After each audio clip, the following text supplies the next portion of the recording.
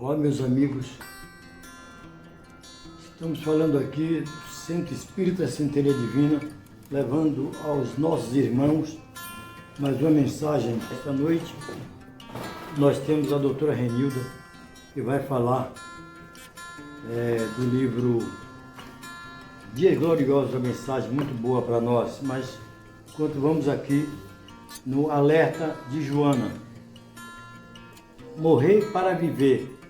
Aquele que crê em mim já passou da morte para a vida, Jesus. A conjuntura dolorosa da morte, sombreada por aflições que transitam entre as cortinas das lágrimas, continua, propõe a realidade, ou contínuas, e propõe a realidade da vida, que prossegue exuberante quando se interrompe os envoltórios materiais. A morte desvela a vida, que se apresenta em plenitude quando se ultrapassa as barreiras vitoriosas de que o corpo constitui impedimento. Não deixe, portanto, dominar pelo estado de revolta em face da presença da morte. Evite que a surpresa converta-se em dano profundo, fazendo que desmoronamos as construções de esperança em torno da necessidade de continuar no rumo dos deveres após a partida do ser querido. A vida, na sua profundidade excelsa, se apresenta em etapas no corpo e fora dele. Todos sabemos que o corpo, por mais duradouro na sua condição biológica, é sempre breve, podendo interromper o seu ciclo com ou sem aviso prévio.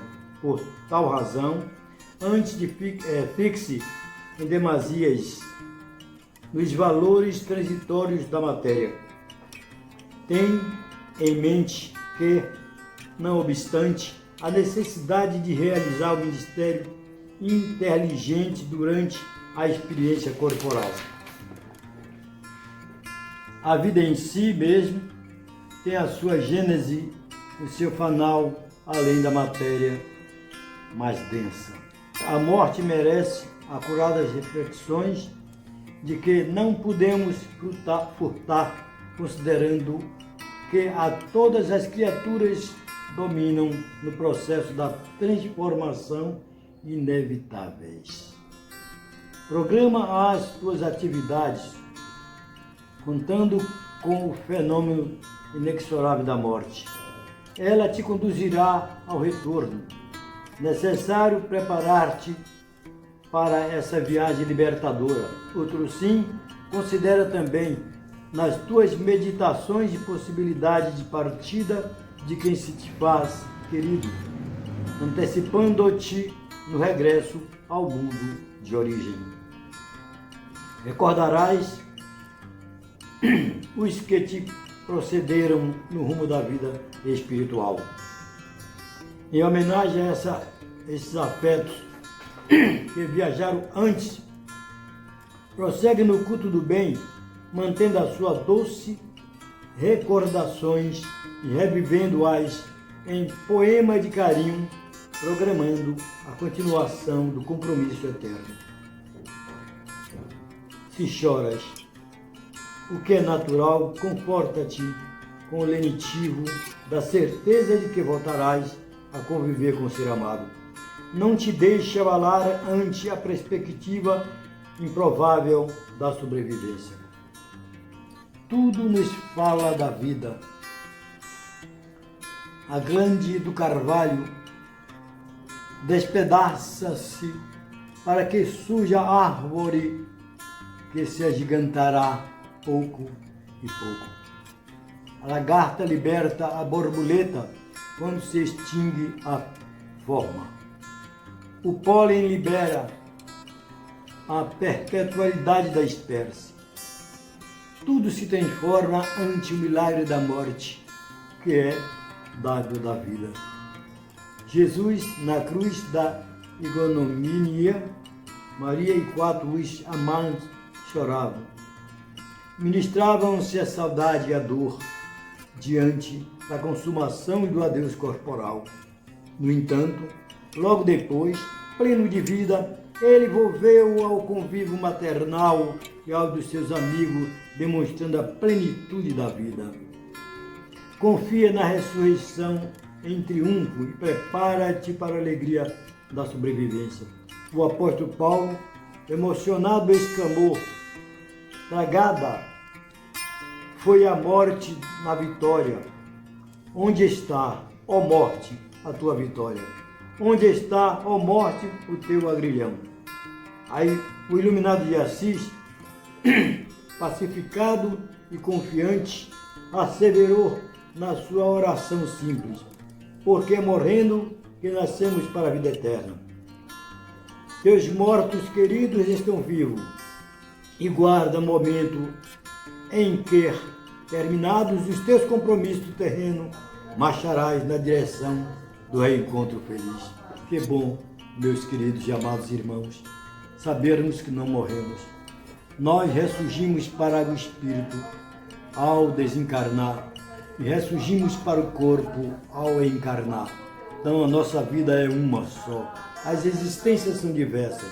Confia no que diz Jesus e no que fala agora a nossa irmã Joana a respeito da vida. A vida não cessa. Nós temos vida plena e vida eterna. Precisamos melhorar para habitarmos mundos felizes. É assim que nós temos que agir, usando em nós mesmos tudo aquilo que Jesus ensinou para a nossa caminhada vitoriosa em direção aos mundos felizes. Que sejamos todos abençoados pelo nosso querido e amado Mestre Jesus. Nós vamos hoje ter a palestra da nossa irmã Renilda. Ela vai falar do livro Dias Gloriosos de Joana de Ângeles. Pedimos que todos observem essa grandeza da lição, dessa palestra que ela vai passar para nós, e se engrandeça viajando com ela em direção a Jesus. Vamos então, meus queridos e amados irmãos, fazer a nossa oração para a continuação do nosso trabalho com a palestra da doutora Renilda.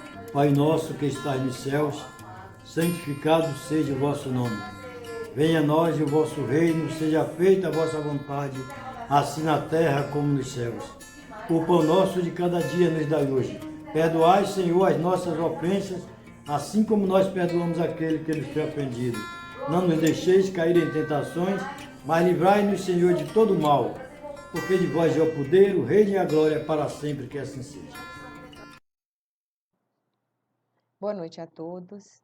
Hoje nós iremos refletir sobre um tema que está no capítulo 9 do livro Dias Gloriosos, pelo Espírito de Joana de Ângeles, com a mediunidade de Divaldo Franco.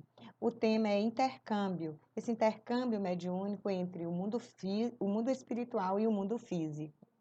Faremos um breve resumo sobre o ser humano desde a sua antiguidade, nesse processo de intercâmbio mediúnico que jamais parou, né? E que sempre Deus, na sua infinita misericórdia, possibilita essa comunicação entre os planos da vida, né? O plano espiritual e o plano físico. Então, nesse processo da evolução antropológica e psicológica do ser humano, o processo do intercâmbio teve como um grande mote exatamente pela curiosidade e pelo o medo também na questão da fatalidade da vida. Como o ser sempre está, né, nessa necessidade de evoluir, e o ser eterno, ele plasma em cada época com as suas necessidades para desenvolver dentro com aqueles equipamentos hábeis que facilitará essas faculdades que lhes são inerentes para progredir, para percorrer o seu caminho evolutivo.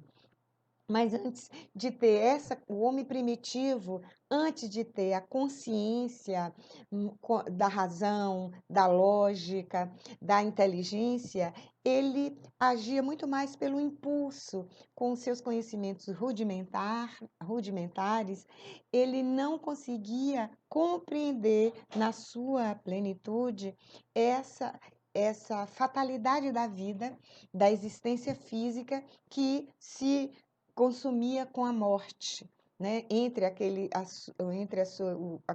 agrupamento familiar, os seus entes queridos, aqueles que conviviam, é, passava pelo fenômeno da morte. E isso tanto os angustiavam, como também trazia o medo, que era o medo do aniquilamento total, e a falta de discernimento com essa realidade e a mitologia,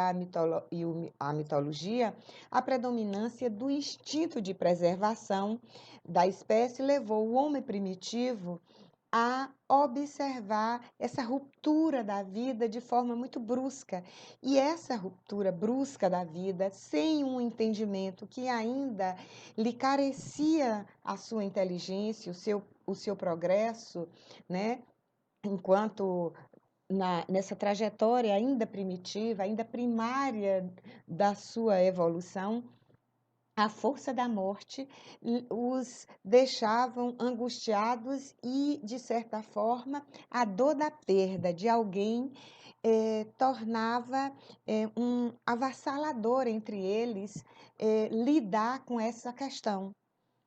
Quando, então, o instinto de preservação começou a buscar uma explicação dentro daquela sua realidade precária de conhecimento. E nós veremos na observação natural que continua com os instrumentos para suceder os seres que partiam de forma ainda rudimentar, acontecia esses conselhos, essas intuições, essa comunicação de forma ainda muito tênue, mas que eles percebiam que quando alguém daquele grupo estava presente, acontecia essas intuições, esses aconselhamentos, de que fazia com que eles trilhassem uma forma melhor de distinguir uma alimentação, uma ambientação mais propícia para se desenvolver, para vencer as doenças, as enfermidades que eram devastadoras. Então, essas pequenas interferências, essas comunicações que vinham dos antepassados, daqueles que deixavam o corpo físico, começou para eles serem como uma forma de dar um certo roteiro naquela sociedade primitiva e vivendo num mundo tão adverso ainda. Estas identificações mecânicas fazia com que a seleção natural ocorria através desses intermediários, né? E esses intermediários eram esses médios que recebiam essas comunicações, e aí surgiram os cultos da magia, da feitiçaria, que em algumas legislações medievais, antigas, também eram proibidas, mas elas nunca deixaram de acontecer, porque a misericórdia divina, em todos os tempos da humanidade, vem fazendo esses mergulhos, essa comunicação, esse auxílio à humanidade em seu processo de caminhar no mundo físico. E essas oportunidades trouxe para o homem primitivo que foi se adaptando a esses mecanismos de de comunicação, uma forma de os guiá-los, que em determinados momentos eles acreditavam que estavam sendo guiados pelos mortos. Com o desenvolvimento, que também é um reflexo do atavismo, né, hereditário, biológico, intelectual, porque ainda estava ligados às suas aquele conhecimento muito primário ainda, muito carente das explicações e de ver esse fenômeno da comunicação entre os dois planos de uma forma mais tranquila e com um esclarecimento maior, que nós veremos que só muitos séculos, muitos milênios depois é que ele acontecerá. Então, desenvolveu, enquanto a sociedade ia se desenvolvendo, né, evoluindo de acordo às suas etapas e os seus processos, tanto a sociedade humana como o próprio planeta, aquela psicosfera, aquele plano, também estava se adequando a uma evolução paulatina que o planeta e a humanidade estavam fazendo, estavam caminhando, desenvolvendo-se através desse meio hostil os fenômenos sísmicos, com animais ferozes, com grupos que se antagonizavam, né, as doenças agressivas, os conflitos entre tribos, tudo isso, e além das alimentações inadequadas, e com esses conselhos que vinham do mundo espiritual, esses homens primitivos começaram também eh, a se adequar e crescer, porque iam buscando um local mais adequado, melhores condições de vida, eh, de alimentos, de um local mais propício para a plantação, né, mais propício para uma convivência mais pacífica. Esses abalos sísmicos também eles foram se equacionando, que o próprio planeta vai fazendo essa evolução e vai se harmonizando, e essas intervenções, essas comunicações iam acontecendo e direcionando, de certa forma, a vida desses homens primitivos, que passaram a aurir essas inspirações divinas do mundo espiritual, com instruções que passam a chegar dessas comunicações dos seus antepassados, que haviam saído da vida física através do mecanismo, do fenômeno da morte orgânica. Só que eles não tinham ainda uma clareza sobre esse processo, né? Mas, mediante essas pequenas e quase insignificantes sugestões do mundo imortal, dos espíritos, que iriam propondo essas orientações a esses humanos ainda que permaneciam no corpo, mas ainda de forma rudimentar, traziam uma nova visão, desafios menos pesados para as suas existências. Era um alívio que lhe proporcionava um futuro já menos agressivo. Mas nós sabemos que com essas evoluções do homem primitivo, passando por etapas, nós tivemos o profetismo, as intervenções miraculosas, o fanatismo, os equívocos com submissão de seres desencarnados, de submissão dos seres a os seres desencarnados, por esse equívoco na intervenção entre os dois planos, exatamente pela ignorância do conhecimento da misericórdia divina, dessa ligação de que nós, enquanto almas imortais, aurimos do mundo espiritual sempre incentivos para o crescimento, para o bem, o trabalho no bem, mas ainda estava nesses homens primitivos os arquétipos que vinha dessa sociedade que ainda não compreendia o ser integral, o ser espiritual.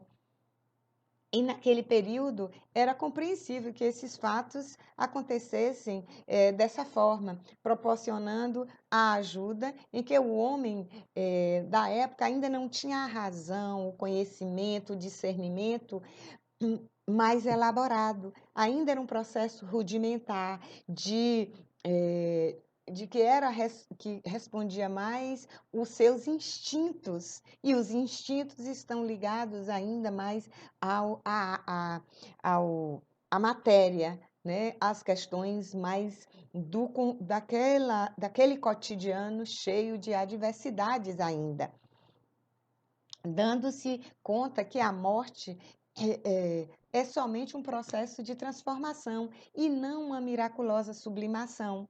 Eles ainda não se davam conta desse fenômeno como um fenômeno natural das leis perfeitas de Deus.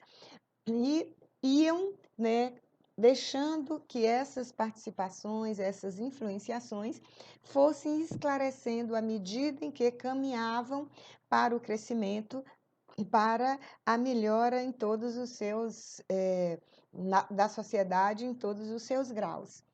Para alcançar um patamar de compreensão da legitimidade da vida nos dois planos, a existência da evolução transcorreu milênios. Então, o homem primitivo, a sociedade passou por milênios se valendo dessas comunicações, desse intercâmbio, mas ainda não logrando com tamanho êxito e plenitude pela própria precariedade do conhecimento, do trato da consciência, da razão, em que o homem ainda padecia dessas ferramentas no lapidar da sua evolução, através das conquistas com o caminhar das reencarnações.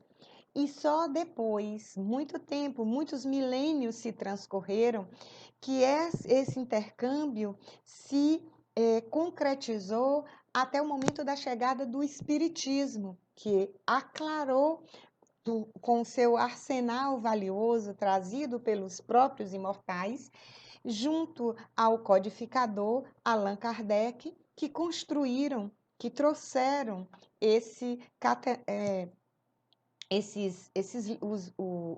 o Pentateuco, trouxe todos esses esclarecimentos, construindo uma nova visão, descortinando do homem primitivo para o homem moderno, uma outra visão dele enquanto espírito, enquanto ser reencarnado, com a concepção da lógica, da razão, do bom senso, do discernimento. Mesmo assim, saindo dessa fase das cavernas, das grutas escuras, clareada por essas chamas da finalidade espiritual, mas é um passo a passo que ainda vive nesse homem, nessa humanidade, as inquietações que não foram, como um todo, eliminadas. Então, ela ainda existe naquelas que a caverna escura, a gruta escura, transforma hoje nessas sombras que nós ainda as possuímos, pelo nosso desconhecimento das leis perfeitas de Deus, das nossas escolhas no bem, de irmos diluindo e eliminando as nossas viciações, construindo internamente o bem, o amor, os valores morais da virtude, da caridade, da solidariedade, da compaixão, da indulgência. Então, nós ainda trazemos as nossas sombras do passado, dos nossos arquétipos, das nossas reminiscências dessas cavernas escuras que Jung reporta e Joana de Ângeles também com muito mais profundidade essas questões das nossas sombras. E esse homem mais elaborado também busca no crescimento mental e social essa descortinar a realidade fática da morte. Porque antes eles se colocava conduzidos, em grande maioria, pelos mortos, né? Pelos os imortais, pelos espíritos, os seus antepassados. E na antiguidade oriental, inclusive, nos templos mais suntuosos e diante das estrelas, as comunicações se processavam através da evocação dos deuses, porque acreditavam que aqueles espíritos eram deuses e não passavam de espíritos que já estavam na vida espiritual e que, com o respeito e o devotamento junto aos homens, esses respondiam e atendiam às solicitações das almas dos espíritos encarnados, daqueles homens e mulheres que estavam vivenciando aquela fase da vida física. Mas essas ocorrências aconteciam ainda, de certa forma, por causa dos silêncios mortuários que se instalava na alma ainda, tentando desvencilhar dessas questões que as angustiavam, de não ter uma solução, um entendimento para pacificar essa questão da fatalidade da morte com uma forma mais tranquila de passagem de um plano para o outro. E nós vemos também que ainda hoje, muitos de nós ainda não nos desvencilhamos desses arquétipos, dessas sombras e temos, às vezes, o pavor do desencarne, né? Desse processo natural e fatal para todos os reencarnados no mundo físico. É um processo natural de que nós deixamos essa farda física para retornarmos à nossa pátria espiritual, ao mundo espiritual. Mas é um processo paulatino, de entendimento, de que cada um de nós temos que vivenciar internamente o conhecimento e pacificando o nosso interno de que nós somos almas e espíritos imortais nessa experienciação física como uma forma de aprendizado, de evolução, de reconciliação e de amor, para irmos purificando das nossas viciações, das nossas dificuldades morais, sentimentais, de ações, de sentir, de pensar, para ir eliminando essas sombras que ainda permanecem em nós. E temos que ter consciência que ainda as temos e conviver com elas, dando conta de que precisamos ir nos reeducando para vivenciarmos o Evangelho e compreender que somos espíritos nessas experienciações e que as vidas, as existências são solidárias. Todo o cabedal de conhecimento, de vivência de uma encarnação, numa encarnação passada, elas são aproveitadas, elas formam um cabedal para uma experienciação futura.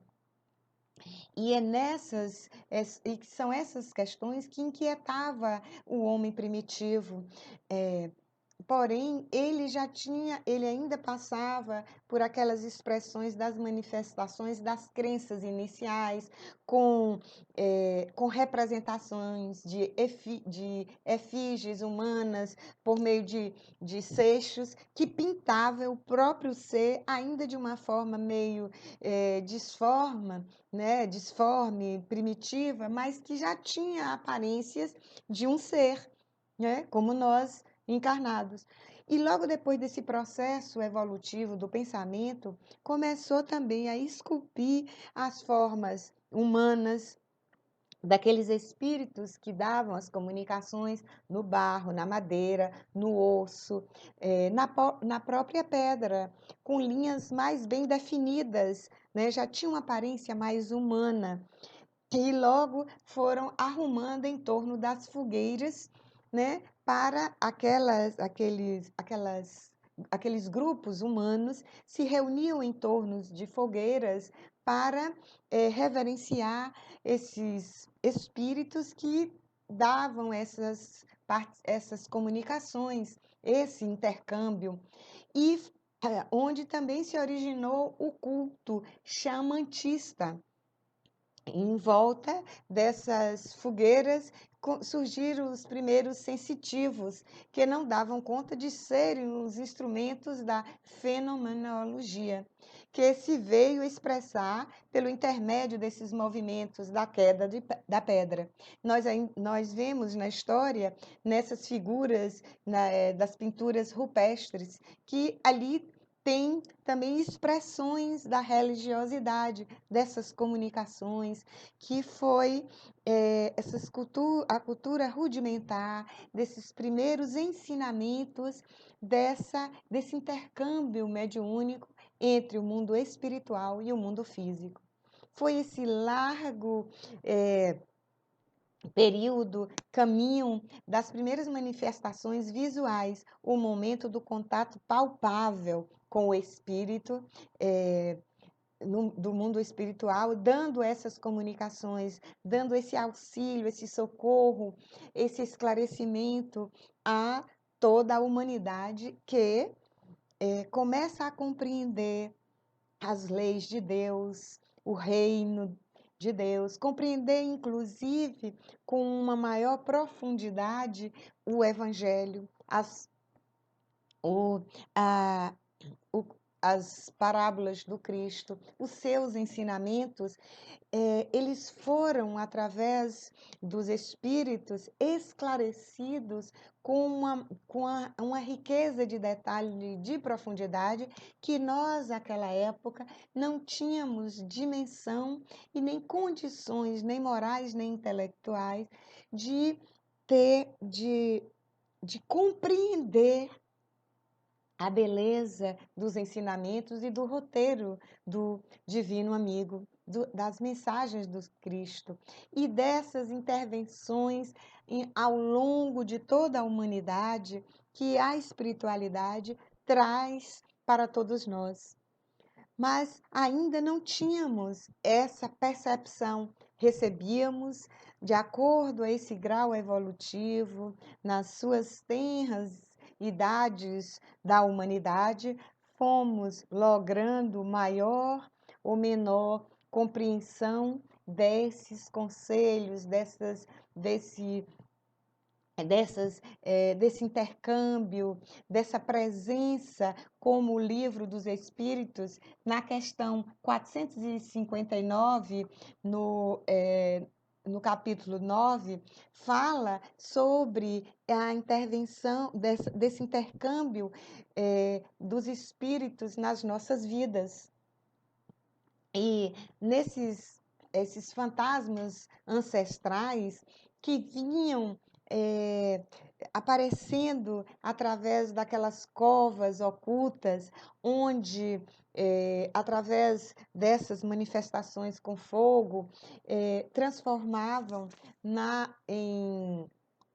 teimavam em aparecer, e alguns tinham ainda um certo pavor, porque nós temos receio do desconhecido. quando nós não temos a verdadeira dimensão do que é, aquilo pela ignorância, tende a nos aterrorizar, exatamente porque não conhecemos. E aí nós atribuímos um miraculoso, né?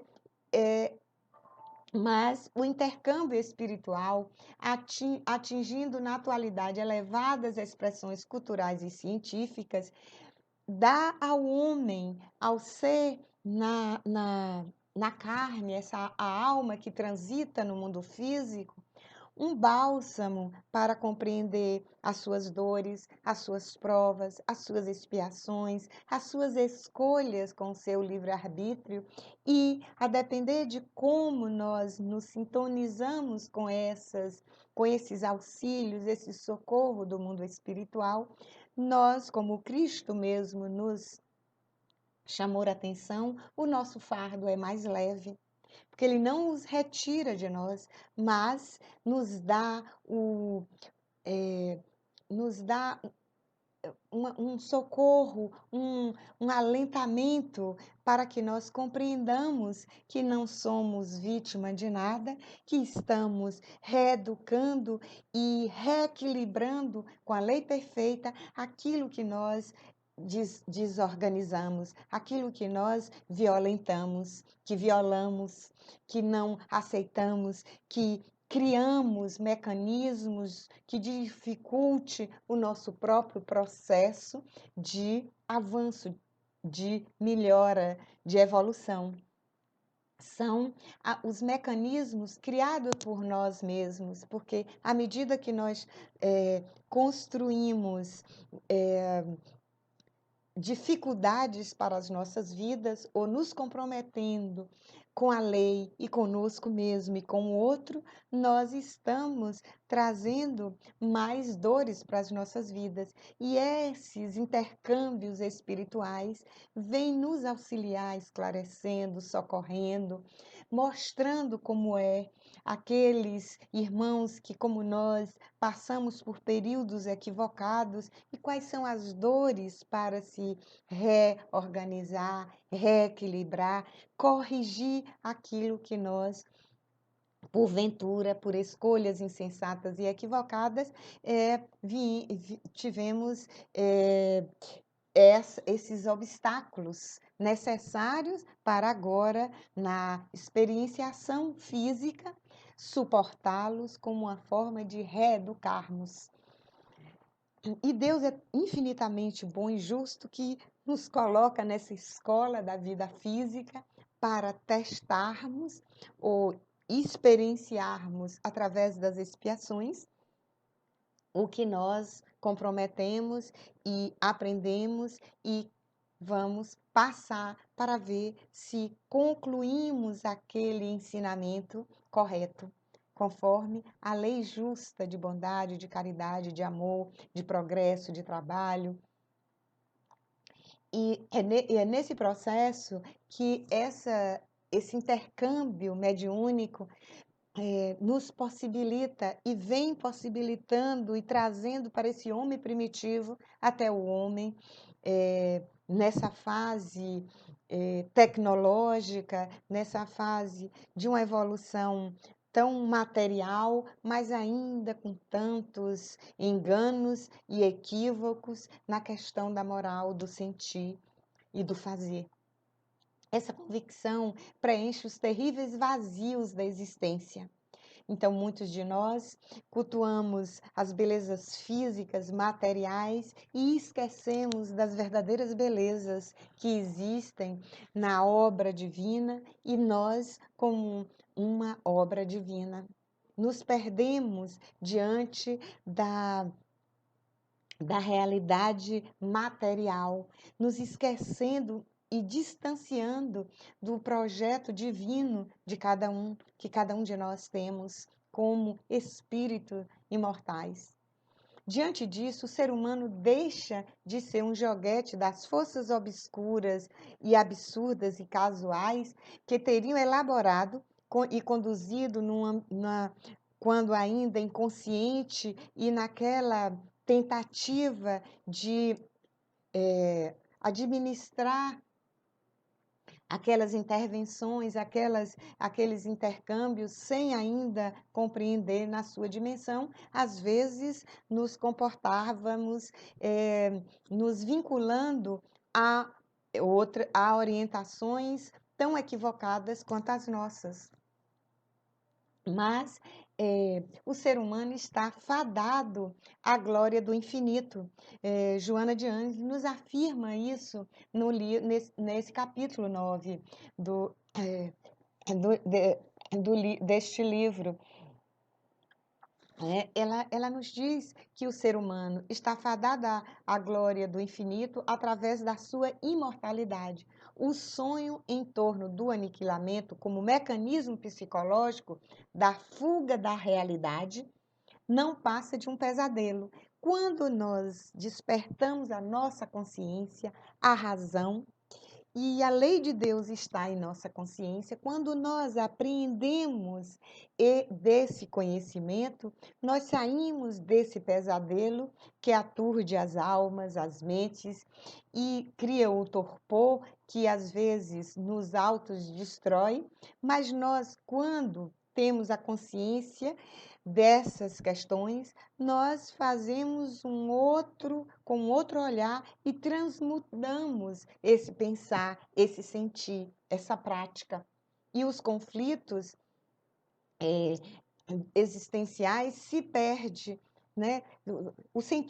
Perde o sentido na aspiração da vida eterna e da eternidade. Logo após, e nós temos um exemplo que eu vou pedir licença para ler, para a gente compreender, e Joana de Ângeles, né, que traz para a gente essa visão de alma, essa visão psicológica, tanto que mergulha na psicologia de Carl Gustav Jung. Ela nos reporta de forma muito interessante um exemplo que ela traz, que logo após a publicação do livro A Morte de Deus, e fazer que fosse ouvida a voz do louco, procurando Nietzsche, quando escreveu esse livro, A Morte de Deus, né, ele criou uma personagem que era acometida de uma loucura, que saía correndo pela praça em busca de Deus. Então, essa personagem que ele criou nesse livro vivia numa sombra definitiva, num abismo de loucura, e que anos depois o próprio Nietzsche mergulhou nesse abismo sem consciência e sem lucidez, e quando desencarnou, ele não tinha consciência de si, ele estava louco, né? Ele entrou no seu próprio abismo, que ele criou numa personagem, mas ele vivia nesse tormento e, de alguma forma, conseguiu retratar a sua própria amargura e a descrença da personagem que ele criou no livro. Ele vivenciou. É como se ele tivesse mergulhado nessa personagem, ou essa personagem o representava, né? É uma simbiose que, no final das contas, através dessa personagem feliz e psicopata, que corria procurando Deus na praça, ele também mergulhou nesse abismo da loucura. Por sua vez, Heine, um outro literata, né, um escritor, que também combatera sistematicamente em suas obras e em um pós-escrito no seu livro O Romanceiro, ele assegurou: sim, voltei a Deus, sou o filho pródigo. Há, afinal de tudo, uma centelha divina em cada criatura humana. Então, Heine, que negou Deus esse tempo todo, ele chegou ainda na sua existência, naquela existência em que ele passou pelo materialismo filosófico, né? Das discussões da filosofia, da matéria pela matéria, e negando a existência de Deus, mas no final ele voltou a se reencontrar, se reconectar com ele próprio, com o seu eu divino e reconheceu que ele era aquele filho pródigo que retornava à casa do pai. E nós sabemos que o filho pródigo, na parábola, é aquele filho que retorna à casa do pai, e o pai é Deus. Então, todos nós que retornamos à casa do Pai, somos aquele filho pródigo que fomos chamados em muitas vigiaturas das nossas existências e só agora respondemos ao chamado. Assim foi com Heine. E, por outro lado, Schopenhauer concluiu: o mundo físico não é a mãe, mas simplesmente a ama do Espírito vivo de Deus dentro de nós. Então, nós verificamos que aqueles estudiosos, escritores, que viveram debruçado na existência apenas da forma física, da matéria pela matéria e o nada, né, o acaso, tudo respondia na ciência e não ousava acreditar na força suprema de Deus, no Criador de todas as coisas, e no momento das suas maturidades, tanto Heine como Schopenhauer, eles concluíram da existência de Deus e do divino em cada um deles, em cada um das criaturas. E nós temos nessa reflexão sobre a fatalidade da existência física, né? da morte física, quando ceifa a nossa existência, como uma necessidade de retornarmos ao mundo espiritual, de onde nós viemos, nós ainda padecemos desses conflitos que são ligados a esses nossos ancestrais, esses nossos arquétipos, essas nossas cavernas, essas nossas sombras, que nós ficamos nesse dilema, nesse conflito entre o mundo material e o mundo espiritual. Mas urge, como o doutor Bezerra nos chama a nossa atenção, de que nós precisamos amar, nós precisamos entender que somos almas encarnadas num período necessário de aprendizado, mas que a nossa pátria, de onde nós viemos, é que é a, o nosso mundo. É de onde nós retornaremos. Esse mundo físico que estamos mergulhados é apenas um átimo diante de toda a eternidade. E a necessidade desses mergulhos são provenientes da nossa necessidade de evoluir, de crescer, de progredir. Então, nesse momento que nós passamos de prova coletiva e individual, esse texto nos chama a atenção de refletir sobre a perenidade, né? Assim, as coisas que nós nos apegamos, que são tão fugazes, e que nós precisamos nos debruçar sobre as questões mais internas e mais coletivas de todos nós, enquanto humanidades, juntos para crescermos, progredirmos, amar, ser solidários, compreensivos e indulgentes com o outro e conosco mesmo, num momento tão difícil para a humanidade e tão necessário. Obrigada. Queremos agradecer a nossa irmã Renilda pela bela palestra que ela fez, mas queremos agradecer em primeiro plano ao nosso Criador, a Deus, o arquiteto do universo. Queremos também agradecer ao nosso Jesus, guia e modelo de toda a humanidade, por nos levar em direção aos mundos felizes. Vamos então, meus irmãos, cantar um pouco. Tu me convidou eu estou aqui, seguirei contigo e serei feliz. E nesta caminhada a luz vai brilhar e logo as trevas vão se dissipar.